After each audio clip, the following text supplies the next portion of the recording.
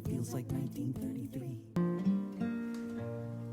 Welcome back to part two of the Wednesday edition of The Attitude with Arnie Arnesen and producers Dave Scott and Stephanie Collins. We continue to record on Tuesday morning. So you're going to say, wait a minute, you're talking with Professor Jonathan Feingold? It's Wednesday. We talked to him on Thursday. We talked to him the last Thursday of every month. Why? Because Jonathan Feingold, for the entire year, has been holding my hand and teaching race class, which in part was inspired by the attacks on critical race theory. And I had interviewed Jonathan, I believe back in 2021, about an article he had written about CRT and racism at theconversation.com. And after the interview, he's a professor at Boston University. This is his area of expertise. I said, wow, there's so much I don't understand. And then I sort of posed the question, and he willingly said, yes, I would love to teach race class once a month for at least a year. And not only has Jonathan showed up, thank you so much, every month for a year, but during the course of the summer, because of the two affirmative action cases going before the United States Supreme Court from the University of North Carolina and Harvard, he said, you know what, there's a lot here. We need to spend more than just once a month. So twice a month during the course of the summer, we actually did 6 classes on affirmative action, which I think is just, again, so important. And boy, did I learn a lot about legacy. That's all I have to tell you. And we're not going to be joined at the end of December because I'm taking that week off, and you'll get a lot of sort of year in review stuff at the end of this year. But I said, Jonathan, but you know, that isn't a reason why you shouldn't join me, because we still have to sort of touch base in December of 2022, but maybe not just do a race class, but look at what we have learned this year. Look at what you see as you forecast going into the future. Again, I want to remind everyone that one of the things that you said, I thought that was so profound as we began to teach this, was that you said, we know race matters. Part of what we attempt to do here is to make sense of what that means. So one, I want to welcome you back to the program. And I also want to remind people that we're going to begin to discuss a piece that will probably drop sometime next year at theconversation.com, which I recommend everybody grab and get. But you really look at race and critical race theory. But I think what you sort of see is that the whole attack mechanism uses one very, very important aspect of what government does, and that is educate. So education is policy, it's investment, it's the future, it's about jobs, it's about equality. Almost at the heart of everything is public education, which is why they call it government schools and government education, because they want to stigmatize it from the beginning. But as the daughter of 2 public school teachers, you need to know this, Jonathan. My father was a teacher of the year in New York. Obviously, I value what public education does, but at the same time, it has been both a place of opportunity and a place of incredible disappointment.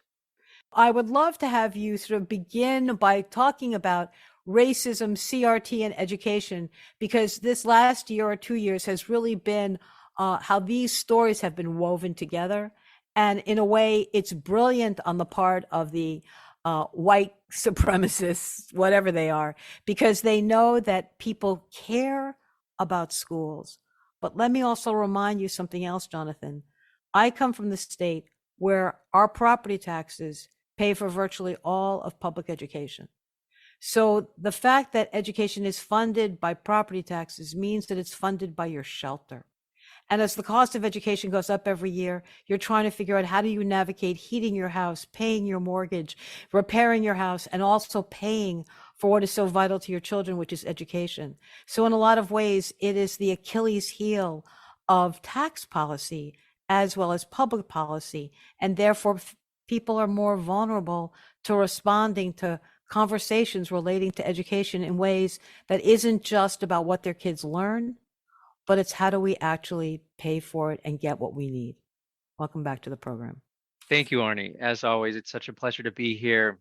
I think your comments from just a moment ago reflect that there's so much that we could and should talk about. And unfortunately, we only have about 25 or so minutes. And so we have to be lean with our conversation.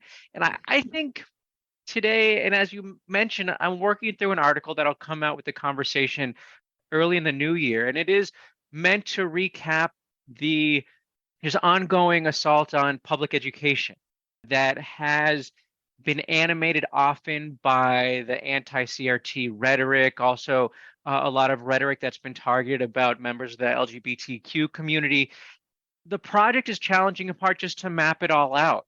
I think for me, what's perhaps most interesting about it is that it's just laden with contradictions. And so one of the things that I want to talk about today in our limited time are contradictions. I also want to talk a little bit about framing, because that's been a theme that we've talked about in our conversations. And then I think we have to touch a little bit on racial power, because racial power is sort of intertwined with all of the conversations and debates and contestations that we see right now.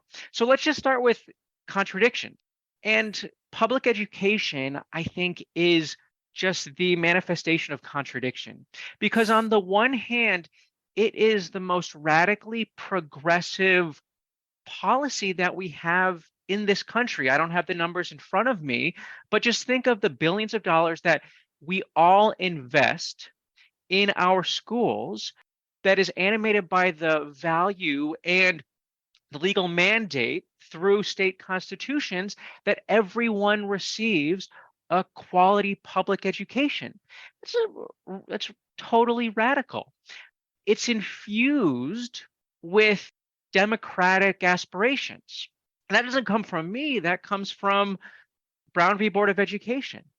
One of the sort of underlying themes from that decision, which often gets elevated, is the recognition that public schools, particularly K through 12 schools, serve a democratizing purpose. And you can critique that from the left, certainly, which is one of the contradictions which embedded in public education, is that there's a risk that sort of the acculturation that happens in public schools might actually sort of normalize racial inequality. Public schools, if you are anti-democratic, like if you are hostile to the idea that your tax dollars are going to fund an institution that is going to at least attempt to level the playing field and infuse students with values like we prefer equality over inequality, and we prefer inclusion over exclusion, and we prefer diversity over homogeneity. The public in public school means something. Now, it's always been aspirational. We've never come close to actually getting there. What we are witnessing right now in the quote unquote war on CRT, which really is just one flank in a broader assault on public education, is that you have a network of quite well funded, really well resourced and highly coordinated think tanks, foundations, individuals who are opposed to the project of public education. And the combination of COVID, the global uprising for racial justice, created a moment where there was a window to essentially leverage what is like an open smear campaign. You don't have to take my word for it. One of the chief architects of this political project is open about it, in order to defund and just transform what public education and public institutions more broadly look like. And so I'll pause in a second, but the last thing that we should just be mindful of is it's all connected. So in the Supreme Court, through a radical, just extreme ideology that has essentially written the establishment clause out of the Constitution, is greenlighting public tax dollars for religious institutions, for religious schools, that is part of a broader project that is, at least in certain respects, about defunding public schools. And so I think that's a helpful place to start. But I keep thinking, I keep hearing some of my friends where we have these conversations about using public dollars to fund private schools and to fund religious schools. And then they go, but wait a minute, do those religious schools pay taxes? So they're double dipping. Not only are they not burdened with the responsibility of making a contribution, but then they're using our public dollars ostensibly for public schools to fund something that basically, it's kind of like they're piggybacking on our largesse, and somehow they're legitimizing it because the dollars are going for education. But that was not the concept. Our public dollars were supposed to go for public education, and the operative word is public.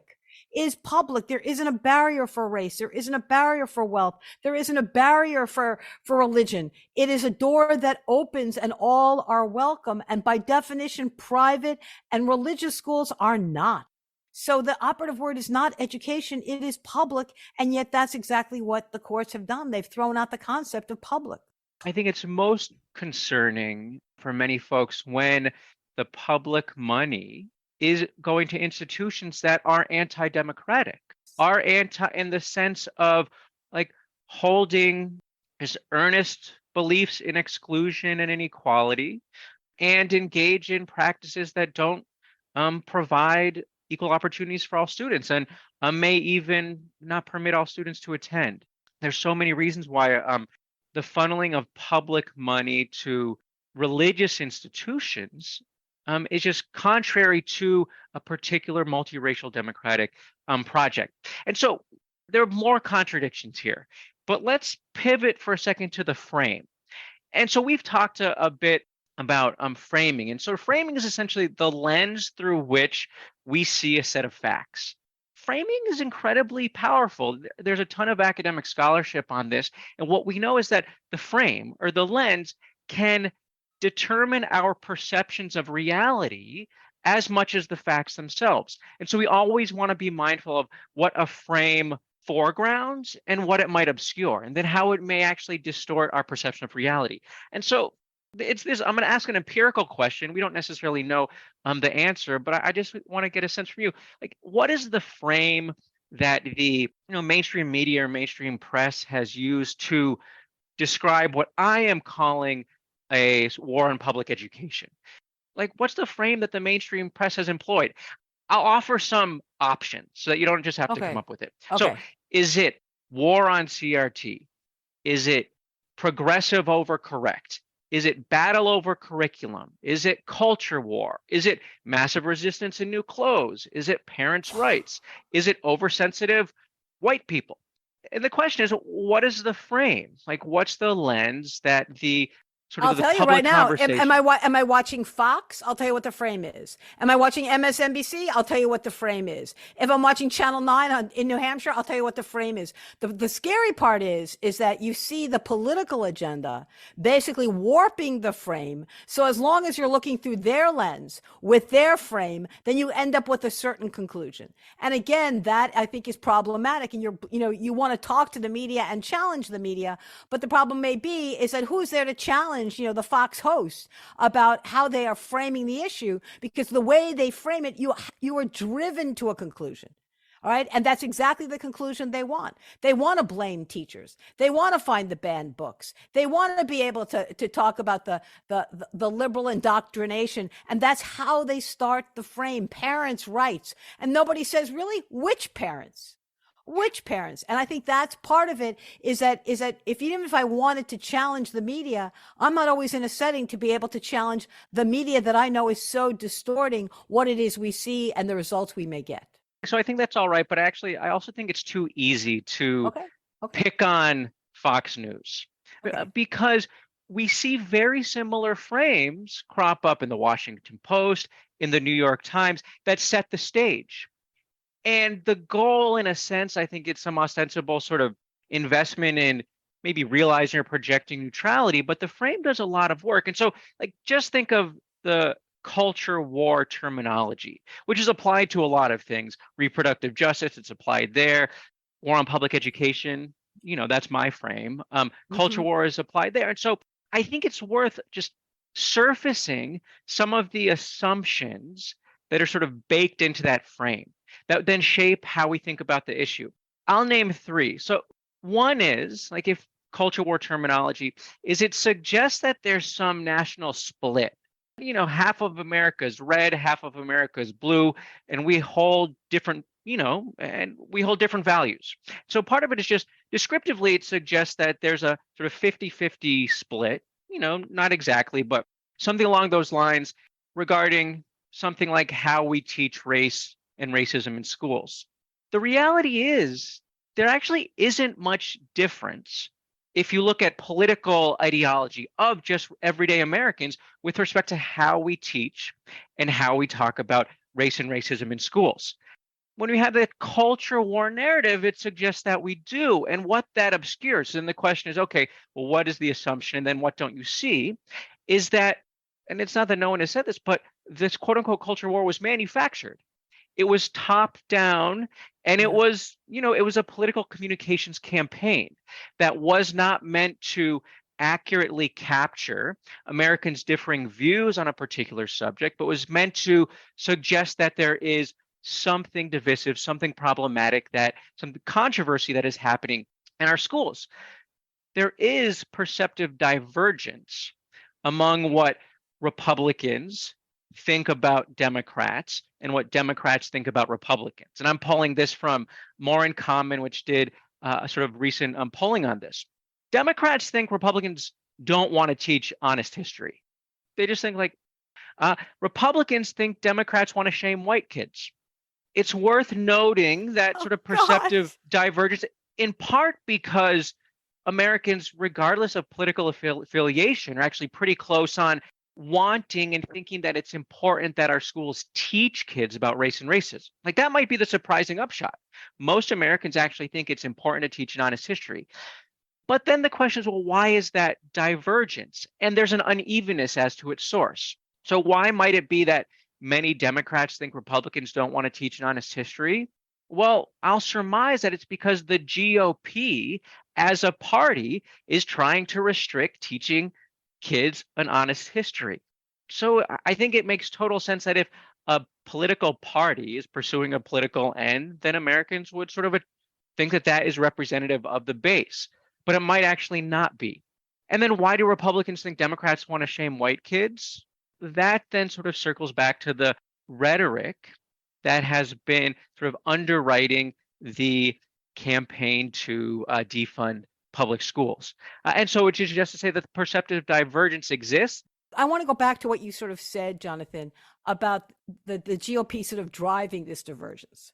That is it real or is it what they've driven? But I do have to ask the question, and the question is that they really do want, that both sides really want their children to learn, right? They want them to learn history. And I guess the question then becomes, if I sat down with a more conservative family from Idaho and a more liberal family from Western Massachusetts, and we took out all these sort of history concepts, would we find consensus on what it is they believe we teach? Or would there be an interesting cherry picking based on geography, on history, on economics, on religion, as to what they think is appropriate, what is not necessary? I mean, I hear what you're saying, that when you ask parents and you don't put it through the lens of GOP, but I'm wondering if you actually put them in the same room and you said, so here's what happened over the course of the last 30 years. What is it that you think a high school student should be learning? And what do you think is not necessary? Do you think we'd come up with a consensus? So my guess is you would get no consensus anywhere. But I think it would be a really interesting question where the divergences are. But this can actually bridge us nicely into sort of the questions about racial power. We should say a little bit more about one more thing about sort of the culture war narrative. If journalists are going, so this is my plea. If journalists are going to continue to use a culture war frame to situate this fight over public education now, then they should just tell us what are the values that animate these competing cultures. Just tell us that. And I say that in part because we know what those values are, and they come from the proponents of the campaigns of the various sides. So on the side of book bans, on the side of anti-literacy laws, on the side of gag orders, you have entities and individuals that are saying two things. One, we don't believe in the project of public education. Two, we want to return us to a pre-civil rights era, sort of when inclusion was not a value infused into public education. And they say that, we're actually not on the side of justice. So, and you can say, okay, John, that's super self-serving. You can't, you have to have actually some evidence to back that up. I'll pull Exhibit A. So there's ongoing litigation in Florida right now regarding, I guess, we're short on time, so the facts matter, but that has required the Florida governor, Ron DeSantis, his general counsel, and others to testify. The judge in the case has asked them, well, what does this term woke that you are so hostile to, what does it mean? Oh, wow. And so the question is, well, like on the stand, like penalty of perjury, what is the response? According to Ryan Newman, who's DeSantis' general counsel, he said that it would be the belief there are systemic injustices in American society and the need to address them. Wokeness, according to all of this demagoguery on the right, public enemy number one, along with CRT. We actually are forced to define it. Wokeness just comes down to the belief that there's injustice and that we should solve injustice. All I'm asking of journalists is that if we are going to say that there's two competing sides, let's just be open about what those sides say their values are. Because I am actually confident that most Americans are on the side of justice and not on the side of injustice. And there's like, courtrooms actually have this, ability to force people to cut to the chase and not just rely on particular sort of rhetoric. What we can see when we sort of go through this process of having to actually, break down with a little bit more granularity, what do these competing cultures stand for?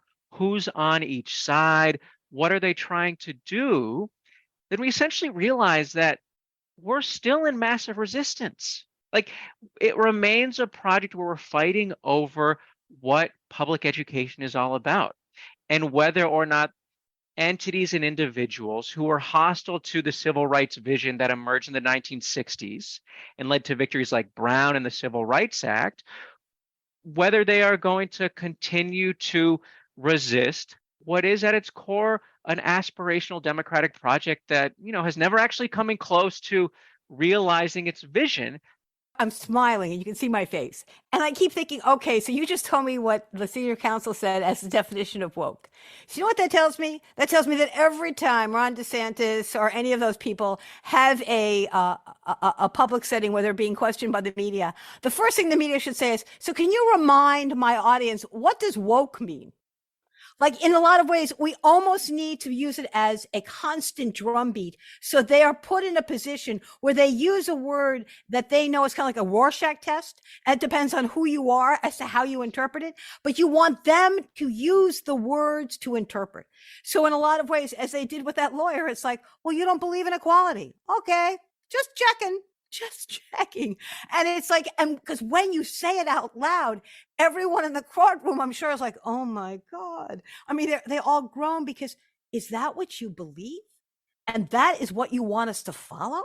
And that is the policy direction in which we want our state to go? And everybody in the room, except for maybe three, white supremacists, will be screaming no. But we never ask them to define the terms because in a way it's the definitions that would destroy them. Therefore, why even use them or suggest them? This gets into sort of one final piece. Another term that has been weaponized in this space is the term indoctrination, where the claim is that public schools, public universities are indoctrinating students, and that's problematic, that's bad. Now, we should be really clear that the beef, the entities and individuals sort of propagating this language, like their beef is not with indoctrination. They're totally fine with institutions, public schools, private schools, inculcating students with a particular values and worldviews. Their concern is that schools are training students to think critically and to value a particular vision of equality and inclusion over inequality and exclusion. And so, of course, public schools should have values. The whole point of public schools is that we're actually trying to make this democratic experiment work. And by definition, public means inclusion. That's the definition. You can't be public and exclude. I mean, it's sort of it's counterintuitive. So you know that is the raison d'être for why they exist, is to open their door, not to shut doors to different groups. And again, Jonathan, I can't wait for next year. Jonathan Feingold has been joining us for an entire year teaching race class. We started back in January of 2022 because of all the war on critical race theory. And I said, oh my God, I don't understand this. And he said, well, let me help you. And we've been teaching race class ever since. And Jonathan from BU Law School, thank you so much for doing this. BU is lucky to have you. And I want to remind everyone why we spent the year holding Professor Feingold's hand. Because as he said, we know race matters. Part of our project is to make sense of what that means. Thank you for helping me learn so much from you. Thanks, Arnie. You too. All right, take care. This is the Wednesday edition of The Attitude with Arnie Arnesen. Producers Dave Scott and Stephanie Collins. We'll schmooze tomorrow, everyone. Ciao.